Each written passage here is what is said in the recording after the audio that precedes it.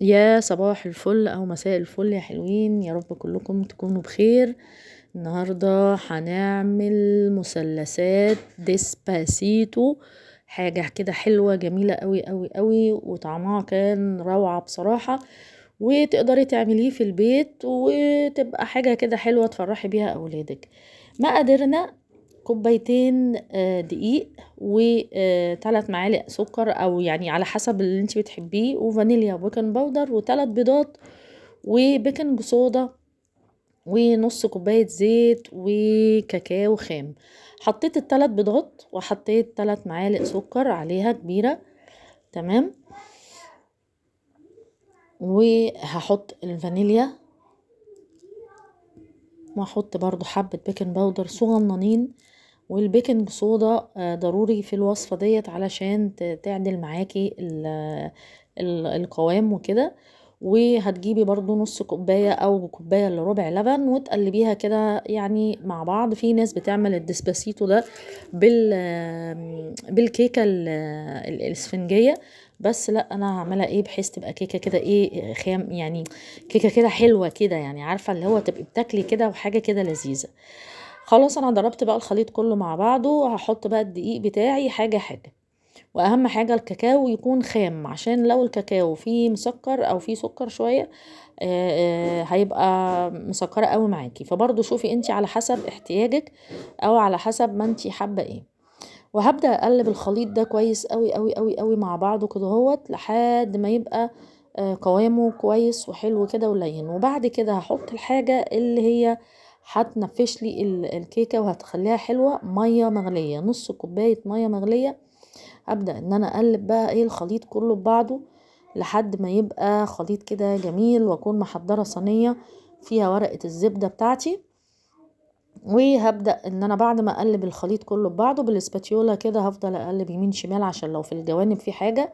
وهبدأ ان انا اسقط في صينية يعني تكون 30 في 40. تمام، ما تبقاش عريضة قوي وكبيرة قوي، علشان ال الكيكة ما تبقاش رفيعة قوي معاكي، وممكن تلزق في الورقة وتبقى حوسة ما يعلم بيها الا ربنا.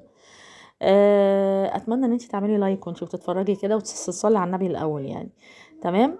وبعد كده على الفرن، على حسب الفرن بتاعك، تحطيها نص ساعة. هنا هنعمل بقى الجناش او الحاجات اللي هي اللي بتتزين بيها. دي اول حاجة اللي في الطبق الاحمر، دي نوتيلا.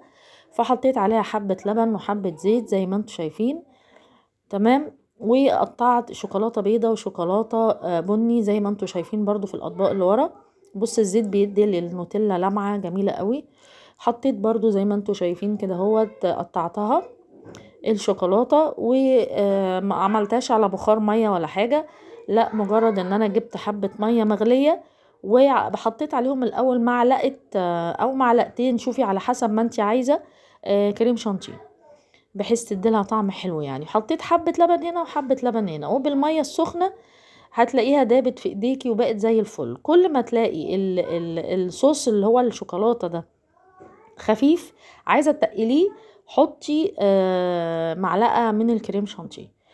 هتدوم هيتقل معاكي. انت عايزاها خفيفة قوي بقى، بس هو المفروض ما يبقاش خفيف. بصي هنا خلاص دابت خالص معايا ازاي، وبقت جميلة ازاي.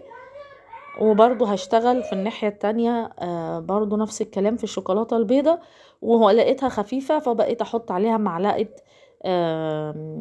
كريم شانتيه عشان تتقل معايا وتبقى حلوة.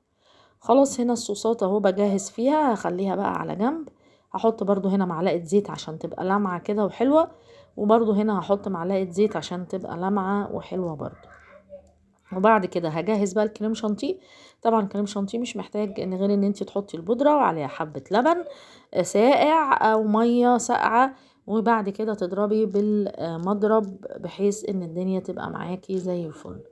تمام، احنا كده حضرنا كل حاجة، والحاجة في الفرن طلعت. ولازم طبعا تسيبي الكيكة تبرد تبرد تبرد. انا سبتها بردت وشيلت اهو البتاع طبعا قبل ما اصور، واطمنت عليها. هجيب بقى المثلثات بتاعتي من هنا كده، واقيس على حسب المثلث وايه اقص. وبعد كده هاخد المثلث اللي انا قطعته، معلش هو مش باين قوي هنا بس دلوقتي هيبان. يعني المثلث اللي انا قطعته على المقاس اهو، بصوا، هبدأ ان انا احطه بقى هنا اهوت كده اهوت خلف خلاف، بحيث ان انا اقطع كله على حسب المقاس المثلثات علشان الدنيا تبقى كويس. لقيتي في حتة من المثلث من الجنب من الشمال من اليمين فيها حاجة، قطعي وحطي وحشيها. الحاجات اللي هي الصغيرة الكيكات اللي على الحواف دي انا خدتها جمعتها في مثلث واحد. تمام. وبعد كده حطيت الكيكه بقى خلاص، هجيب بقى الايه السيرم، اي سيرم، انا حطيت لبن بس بحيث يطري معايا بس الكيكه. وهبدا ان انا هحط اللبن بتاعي، وبعد كده هحط الكريم شانتيه رايح جاي كده اهو زي ما انتوا شايفين. هتبقى حاجه جميله، وبجد طالعه جميله قوي ومقاديرها مظبوطه وفله يعني بصراحه.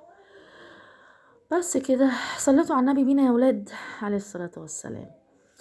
بس وتبدأي اساوي بقى الكريم شانتيه بتاعي كده زي ما انتوا شايفين، اسويه كويس قوي على المثلث، على الحواف بتاعة المثلث. وهبدأ ان انا ازين المثلثات بتاعتي اهو. جبت بقى بتاعة النوتيلا اهي، حطيتها هنا اهوت. هبدأ ان انا افردها بالراحة بالراحة بالراحة قوي قوي قوي قوي قوي.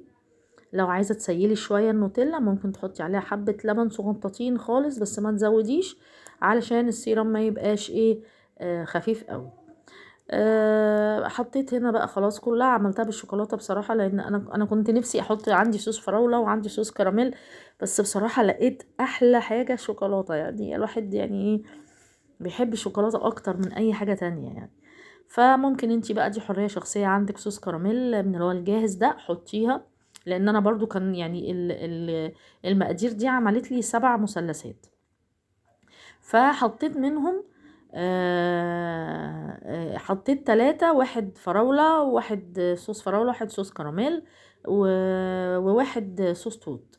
هنا بقى جبت شوكولاتة بيضة حطيتها في كيس صغنن بتاع المطبخ ده، وقلت ان انا ايه اروح واجي بيها كده. فبتاعت صوص الفراولة والكراميل والحاجات دي كانت طالعة حلوة قوي بصراحة برضو، يعني جميلة مش وحشة. بس بقى هنزين بالشوكولاتة البيضاء اهو زي ما انتم شايفين. وبعد كده اي عندك بقى ايه شوكولاتة اللي هي السبرينسل دي، ولا الشوكولاتة الصغنطوطة دي، بقيت ازين بيها اللي هي زي دي.